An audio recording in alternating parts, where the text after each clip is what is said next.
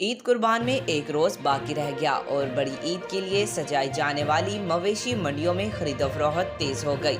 ईद करीब आते ही बकरे, गाय, बैल और ऊंट की खरीदारी के लिए आवाम ने मंडियों का रुख कर लिया है।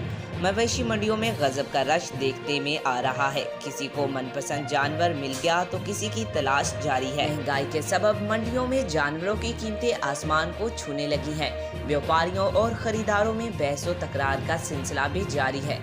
मंडी में कहीं तो व्यापारियों के सारे जानवर बिक गए हैं तो कहीं कुछ व्यापारियों को अब भी ग्राहकों का इंतजार है।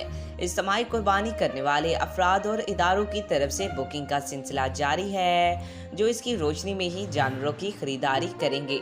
दूसरी जानिब कुर्बानी नजदीक आते ही छुरियां, चाकू तेज करने वालों की भी चांदी हो गई है, जहां शहरियों से मुंह मांगी कीमतें वसूल की जा रही हैं। आज तक के लिए इतना ही। मज़ीद ऐसी मालूमाती वीडियो देखने के लिए हमारे चैनल को सब्सक्राइब करें।